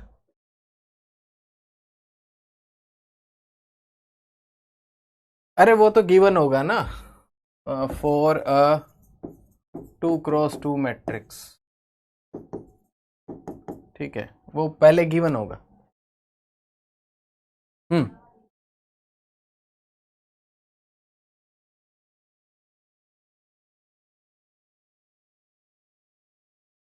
तो 2x2 है तो उसमें 2 ही होंगी।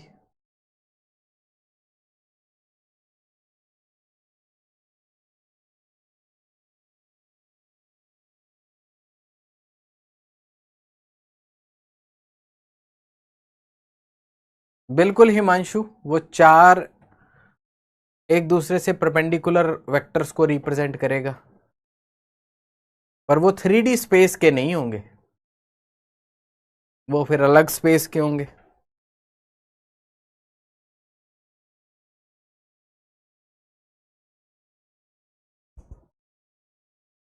हाँ जी गाइस, क्या आ रहे हैं इसके रूट्स, जल्दी बताओ।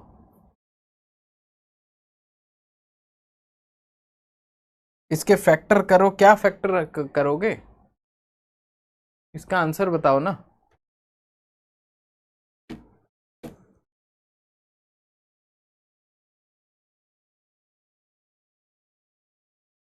-3 5 कैसे हो सकते हैं, सम ऑफ रूट्स 5 है, एक अगर आपका -3 है एक 5 है, तो ये तो इनका सम क्या आएगा, इसका सम तो 2 आएगा, सम 5 आना चाहिए।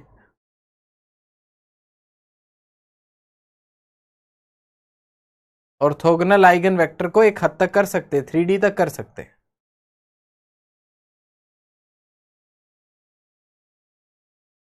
बिल्कुल, जो ऑर्डर होगा उतने ही आइगन वैल्यूज होंगे। 2x2 में 2 आइगन वैल्यूज होंगे, क्योंकि वो स्क्वायर में पॉलिनोमियल बनेगा। 3x3 में क्यूब में पॉलिनोमियल बनेगा, उसमें 3 आइगन वैल्यूज होंगे।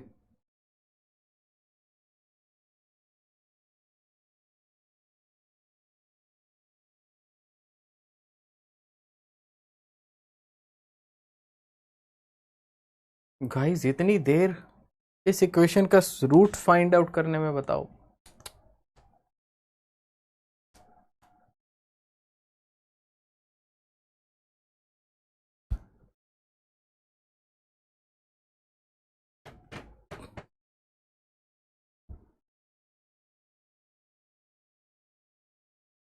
ओ माय गॉड, क्या कर दिया।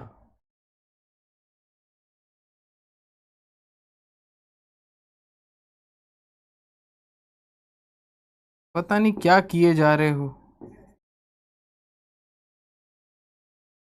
इसको मैं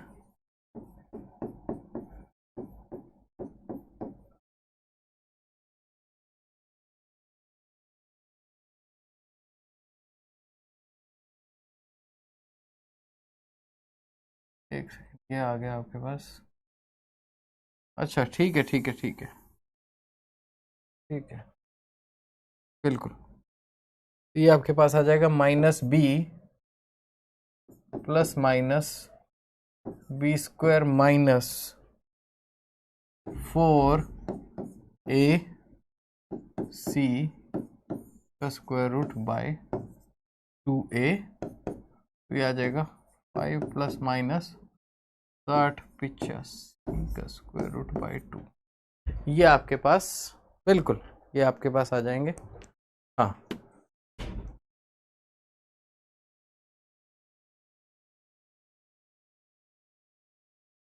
सो बस ये आपके पास आइगन वैल्यू आ गया। और इस तरीके के क्वेश्चन कई बार आए हुए हैं आपके जैम के एग्जाम में, कि जिसमें आपको ट्रेस एंड डिटर्मिनेंट गिवन होता है एंड उसके बाद आपको कह देते हैं कि आइगन वैल्यूज फाइंड आउट करो।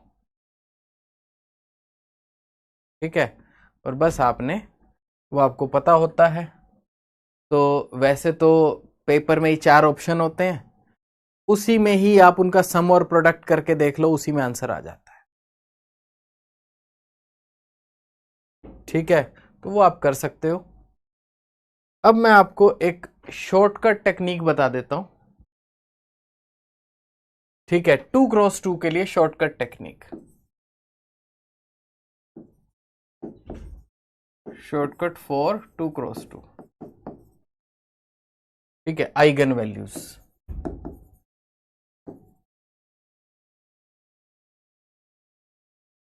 तो क्या होता है कि अगर आपको आइगन वैल्यूज निकालनी है 2 3 2 3 4 5, इसकी आपको आइगन वैल्यूज निकालनी है। तो एक चीज होती है जिसको मैं डिफाइन कर रहा हूं m, which is equal to trace by 2, trace by 2। और एक चीज मैं डिफाइन कर रहा हूं p, which is equal to determinant.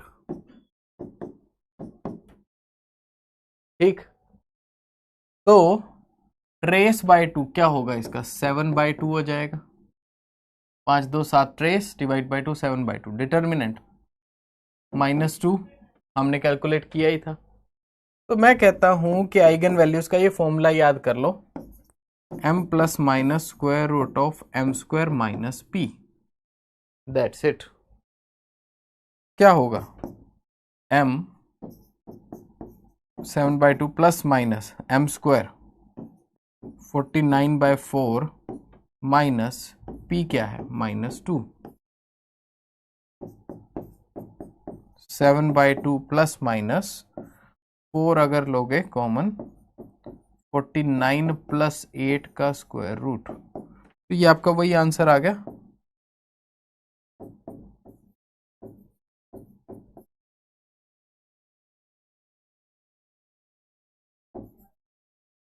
पर बहुत छोटे स्टेप्स में आपका वही आंसर आ गया जो पहले आया था। ना इक्वेशन बनानी पड़ी, ना कुछ करना पड़ा। पिछले वाले क्वेश्चन में भी आपको सीधा दिया हुआ है ट्रेस और डिटर्मिनेंट 5 और -15। ट्रेस आपको दिया हुआ है 5 और डिटर्मिनेंट है -15। तो आपने क्या किया है इसमें, बस m क्या आ गया 5/2 और p क्या आ गया -15, और आपने इसकी आइगन वैल्यूज निकाली m plus minus square root of m square minus p। ठीक है, तो m 5/2 प्लस माइनस 25/4 -15, बस 5/2 प्लस माइनस, अगर 4 कॉमन ले लें तो 60 प्लस 25,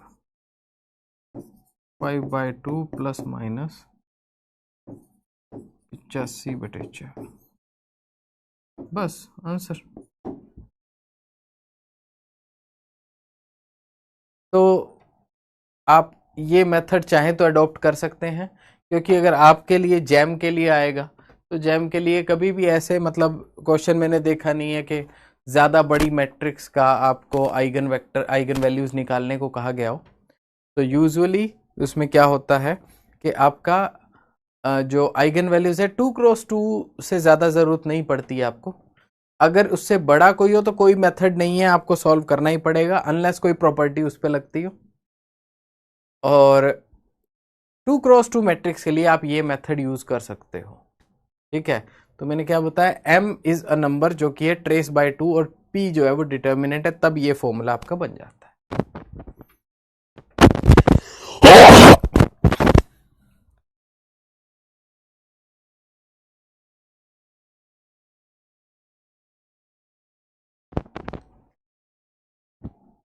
यस गाइस, सबको बात क्लियर?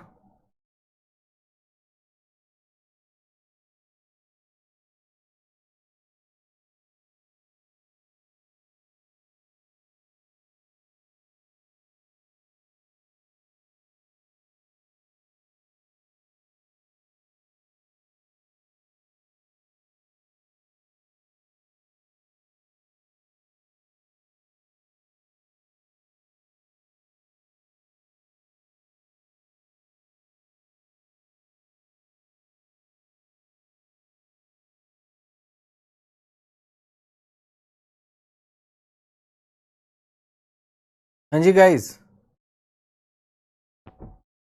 तो ये शॉर्टकट आप कर सकते हो जब भी ज़रूरत हो।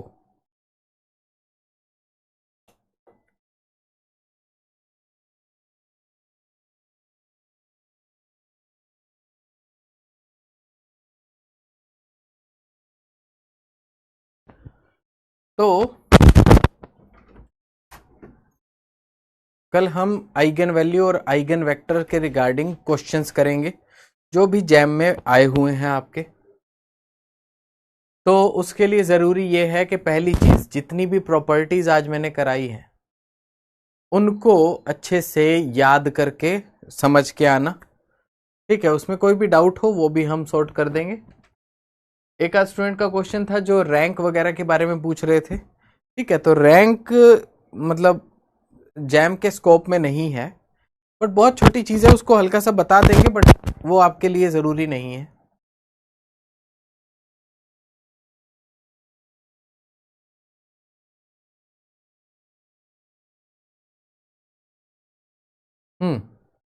अक्षय, आपका क्वेश्चन पूरा नहीं आया, आगे का टाइप कर दो। ठीक है, जितना मिसिंग हो गया है। तो लेकिन यस, हम उसकी वही प्रॉपर्टी का यूज कर सकते हैं, उसका एग्जांपल हम देखेंगे, तो वो टेंशन आप मत लीजिए। बेसिकली अभी हमने मेन ज्यादा पकड़ बनाई है आइगन वैल्यू पे। आइगन वेक्टर फाइंड आउट करना थोड़ा सा टीडियस प्रोसेस होता है, तो जरूरी नहीं है कि वो आपका डायरेक्ट आता है। तो अगर कभी आइगन वेक्टर आता ही है भी है तो वो प्रॉपर्टी से फाइंड आउट हो जाता है, that I will tell you. ठीक, तो और अक्षय, उसमें क्या आप पूछना चाहते हो उसको आप ऐड कर सकते हो। तो आइगन वैल्यू, आइगन वेक्टर, उसकी प्रॉपर्टीज और उसका क्वेश्चन हमने देखे। पॉलिनोमियल भी हमने स्टडी किया, जिसके ऊपर लेटेस्ट क्वेश्चन भी हमने किया और पुराना भी क्वेश्चन किया। ठीक है, तो इस तरीके से ये निचोड़ रहा हमारा आज की क्लास का।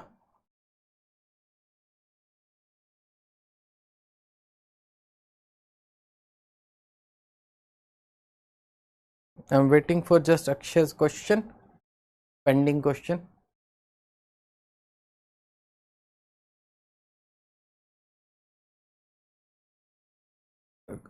कोई नहीं अक्षय, वो प्रॉपर्टी का बताएंगे। वो तो ये है कि वो वेक्टर ही ऐसा है, आप बस उस वेक्टर से मल्टीप्लाई कर दो तो वो नया वेक्टर नहीं आएगा, वही वेक्टर आ जाएगा। तो दैट वी विल डू। अभी हमने आइगन वेक्टर को ज्यादा छेड़ा ही नहीं है, आइगन वेक्टर बस आपको मैंने इंट्रोड्यूस कराया है। बाकी जो है दैट जैसे ही हम क्वेश्चन करेंगे उसके अंदर आपको बिल्कुल सीधा समझ आ जाएगा कि ये हमने क्या किया है। ठीक है, लेकिन एक छोटा सा होमवर्क बस आपको दे रहा हूं कि जो आइगन वैल्यूज हैं उनकी प्रॉपर्टीज अच्छे से याद करना। किसी भी बुक में कोई ये क्या कहते हैं, एक दो क्वेश्चन देख लेना आइगन वैल्यू सोल्ड वाले भी, आइगन वैल्यू कैसे निकाली हुई है बस। ठीक है, हालांकि हमने किया है, पर मान लो कोई बड़ी इक्वेशंस होती हैं लैम्डा क्यूब वाली, तो वो बस एक आध बार अगर करके देख लोगे, ठीक है, तो बस माइंड में रिवाइज हो जाएगा, है उसमें कुछ नहीं। तो ये होमवर्क आप कीजिएगा। ठीक है, बाकी हम मिलते हैं नेक्स्ट क्लास में। Till then, bye bye, take care.